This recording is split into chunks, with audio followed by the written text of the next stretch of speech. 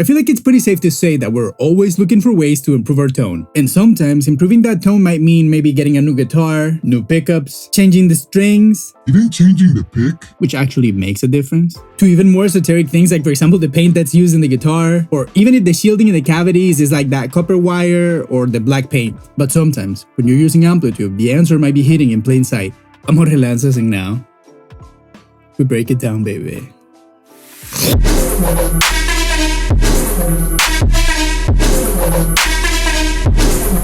Yeah, I mean, we really try everything we can just to get a better tone. And I feel like all these things about the paint, the shielding, the wood, every kind of thing has its own merits, maybe for different kind of circumstances or even in different times of history. Because I'd say even if we're talking about tone wood, I know that it's a very touchy subject. Because if you think about it, you have the actual guitar physically vibrating in your body, like right next to your chest. Like you really feel it. And maybe you just cannot crank your amp all the way up, so definitely the tone of the guitar makes a big influence onto what you think about the guitar or the tone itself.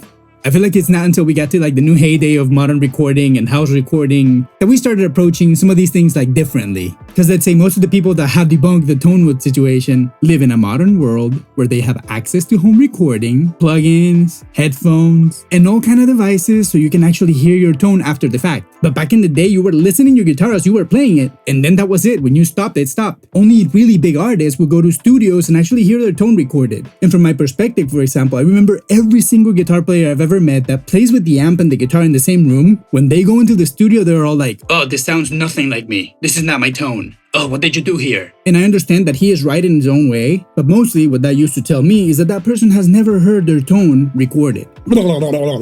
Okay, I think I was getting a little bit sidetracked, and I think that's a very cool subject, so let me know in the comment section if you want me to keep expanding on that. But I digress. All I was trying to say is that we go to all that extent just to change our tone, and sometimes, for example in Amplitube 5, all you need is to try different microphones. Because be honest, how many times when you're tinkering with your tone, you actually go and change the microphone? And that's why we have this episode today, and we're gonna go together and check the different microphones and see what they might do.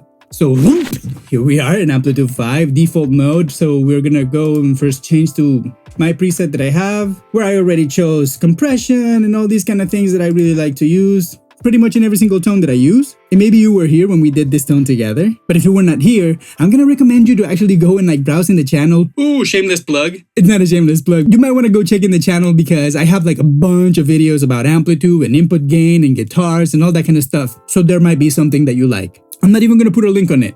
It's on you to go check on the channel and see if there's anything else that you like. And while you're there, remember to like, subscribe, and do all those cool little things that we like to do on YouTube. And enjoy this little bossa nova, my friend. I hope your day keeps getting better and better. Alright, let's go. Okay, now that we are here in Amplitude 5, we're gonna move straight to our cabinet. And we're gonna hit it here in microphones. And as you can see right here, I muted my secondary microphone and I muted my room as well.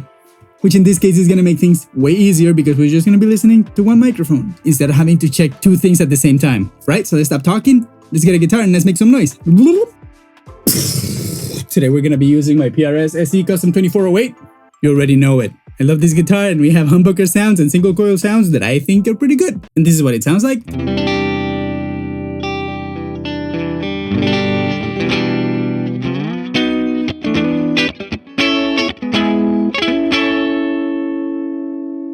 Right at the edge of breakup, but not really yet.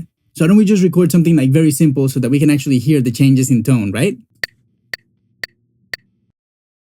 And that's it. Let's just loop it really quick. Okay, so right now, as you can tell, we have the 87. Let's just hear what it sounds like.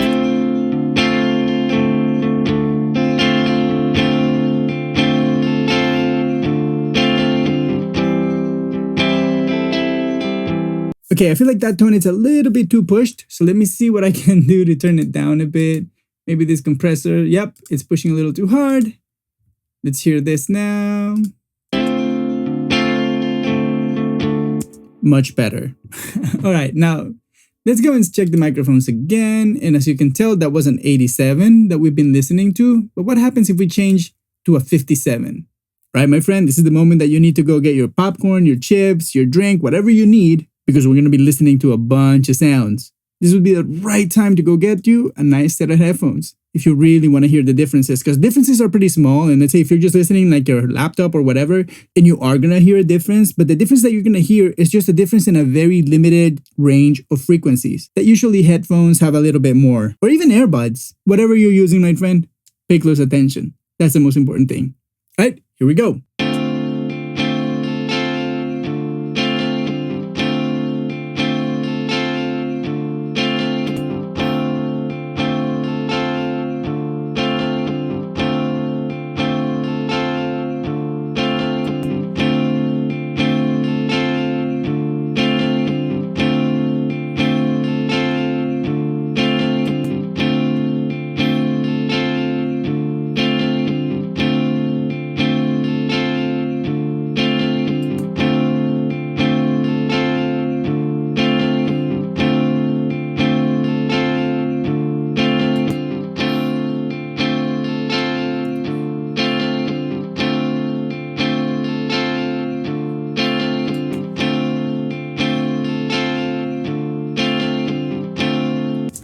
There you go, my friend. What do you think about that? Let me know in the comment section. Of course, I'm going to tell you what I think, but I'm super curious to hear your opinions and your thoughts without me even influencing anything that you're about to say. All right, so pause it if you need to, but here I go.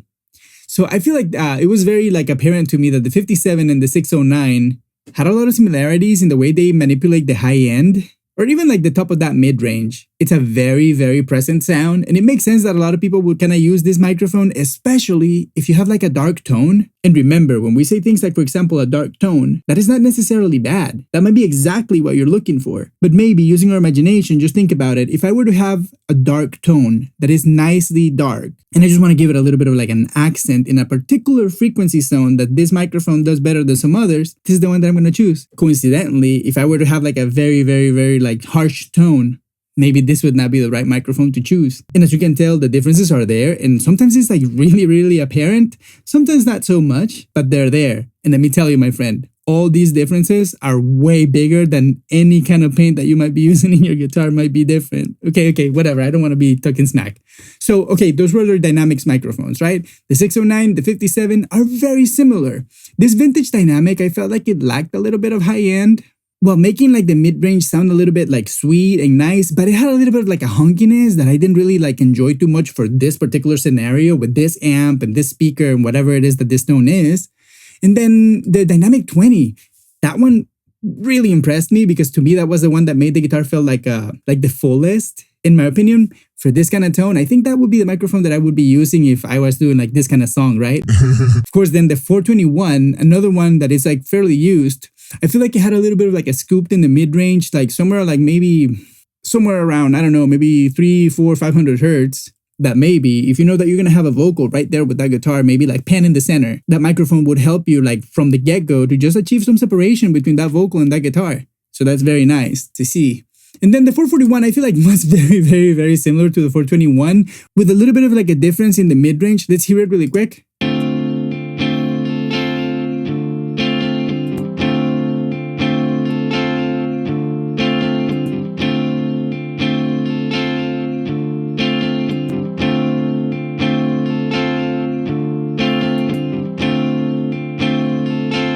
Yeah, so see, I feel the mid-range selection in that microphone is totally different. And just because of where it sits, at least in this kind of headphones, it feels it's a little bit fuller. And I assume that in any kind of speaker that is smaller, it would sound a little bit fuller. Without having a lot of bottom end, you just have the part of the mid-range that you want to have if you want to have a little bit more a chunky sound. But then again, this is full and chunky exactly where a vocal is full and chunky. So be careful with that, okay? Okay, and now after we went through all our dynamic microphones, why don't we start checking condensers, which is where I feel the big differences become even bigger. And I really, really like condensers, especially in the context where I really want to feature a guitar, a really nice tone of a guitar. A condenser just sounds so good. So most times, let's say rule of thumb for me in my head, and maybe it could be the rule of thumb for you if you're ever in a studio. If you have a great amp with a great guitar player, and you really want to feature them in the mix, I would tend to use a condenser because I want to make sure that I have that mid-range, that proximity effect, that hi-fi effect. Anyway, all these things that we're going to hear right now. But let's say if I need to make the guitar fit in a mix, maybe I would use a dynamic, maybe a 57. And that kind of reveals to me at least The main reason why a lot of people have always used 57s, it's because it's all about the song. It's never about your guitar tone. It's about how you can fit the guitar tone in the mix, right? In the song. And a microphone like the 57 is going to give you that ear-catching frequency that makes you know it's there without all the heaviness and all the tone, all the richness in the mid-range that a vocal needs. So then maybe you can start thinking that a 57 may not be the best sounding microphone for your recordings, but it might be the best fitting microphone for a bunch of mixes. And that might be the reason why some people use it. And then in that case, instead of training yourself to like the sound of the 57 and only appreciate when you hear that piercing mid-range, and start appreciating all the other sounds because maybe that's what you need instead of like changing to a vintage PAF, or maybe to even change just like a capacitor to like an oil to paper oil, or to like a bumblebee or like an orange drop. All these things are going to make a way bigger difference. And if you don't hear that these things make a big difference, don't even bother getting your soldering iron and keep your wallet in your pocket, because you are not going to hear the differences that those tiny minute things are going to make if you cannot hear this big differences. But again, at some point you will, and that's when maybe you can do those upgrades or those modifications to your guitars. Or maybe you can start training yourself with Amplitube, which is going to be cheaper for you. Anyway, I'm talking way too much, but whatever. Maybe you are getting this kind of golden nuggets. Maybe you're the one that needs it. And so this video is for you, my friend. All right, let's keep moving. Condensers, big differences. Let's hear it. Let's start with this bottle 563. I love it. Whoa. Let's stop. Let's go for the 57 first so that we can have a little bit of like a reference of where we are.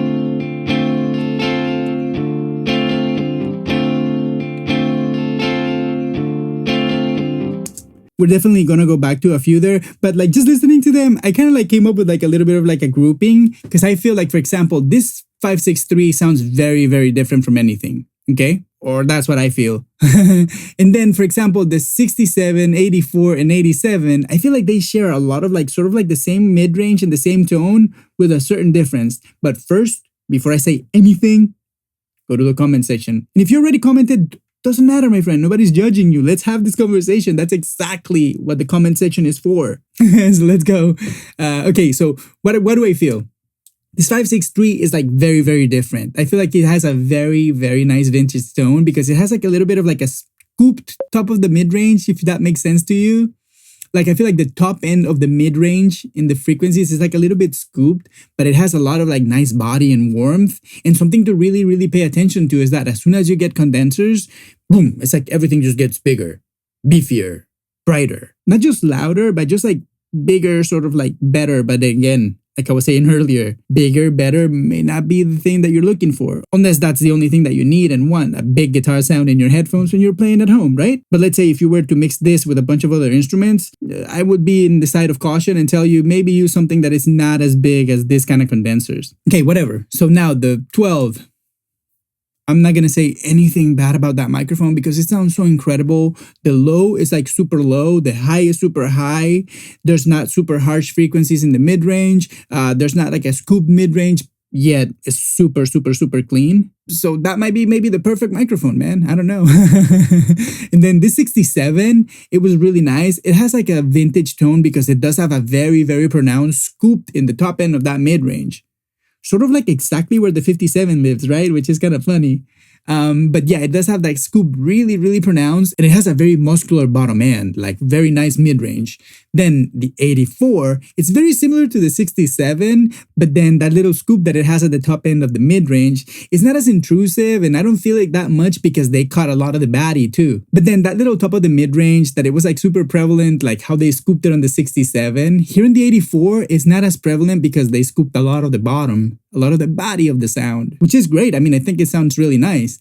But then, for example, then boom, comes the 87, and it's like you have all that body again, but then you don't have the scoop in the top end. So I would think instantly that those could be used in a song the best way that your ears tell you to use them. I feel like they're great tools for specific parts, right? Because you have to remember, when you make a song, you make all these different riffs. Like one sound doesn't really fit all. Some things are going to be like really big bombs making like huge chords. Some things are going to be like tick, tick, tick, tick, tick, like very tiny muted things. You know what I mean?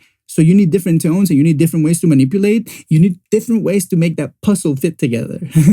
So all of a sudden I'm hearing like all these microphones, they have their utility and there's a reason why you have them there. Okay, then when we go to this section, the 170 and the 414, I feel like they are very similar. More than they are similar to each other, I feel like they have the similar effect. When you hear the conglomerate of all the microphones, boom, they had like their own sound. It was like this muscular sound, very real. I like a 414. It's like probably, I don't know, for a lot of people, the best microphone ever because you can really make any song sound great by using just 414s and nothing else. Where, for example, maybe using only 57s, I don't know if I would like that sound. But whatever, we're not judging right here. And then this too. Very hi-fi, very hi-fi. But then this 2 VM, I sort of want to say was a little bit brittle. So let's just hear this 2 really quick.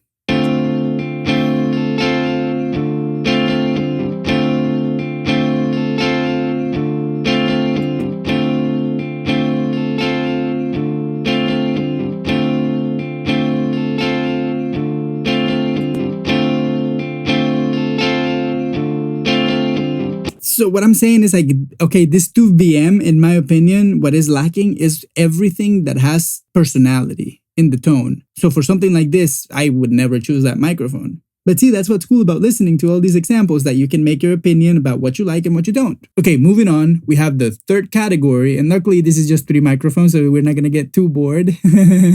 But let's go back to our 57, and then let's go listen to those ribbon microphones. All right, let's go.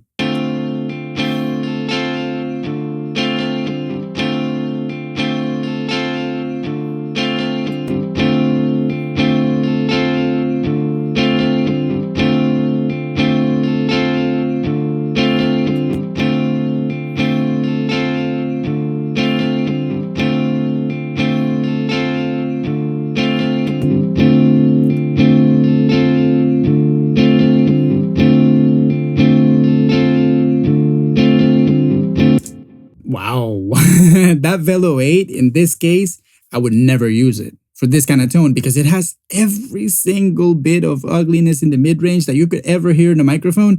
That one has it. So maybe it's a great thing to actually train your ear. So that mid-range, that's exactly what you don't want. All right, I'm just kidding. Okay, so what was like very noticeable?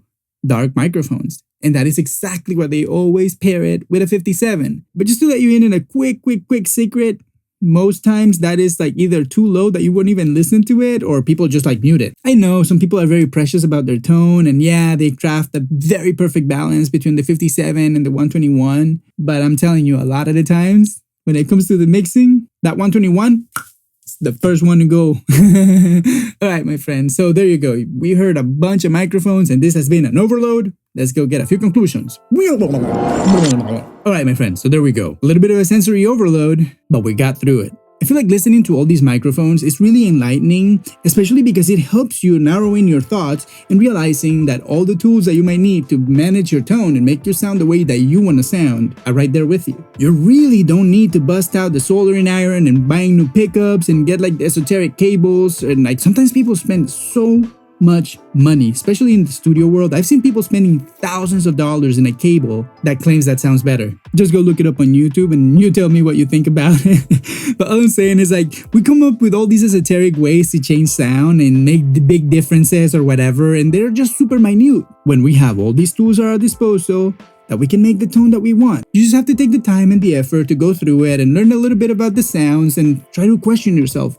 What do I want? I find myself that it's very important to just try to communicate with yourself and come up with words to describe certain sounds, because maybe other people have similar words, because sometimes you have to be cautious about who you're taking advice from. And I feel like the best way to find the right person for you is if you like it or not. Do you really like the tone? Is that sound compelling to you? And if that sound is compelling to you, pay attention to what that person is saying and then maybe learn from them. Try to create a lingo that you understand and maybe try to make the right questions. All that to say, the tools are there, the people helping you are right here, and I've been rambling for way too long, my friend. But if you want to watch another nice video about Amplitube and making great guitar tones, go watch it right here, my friend. I'll be waiting for you right there, and thank you again for being right here today. Zoop.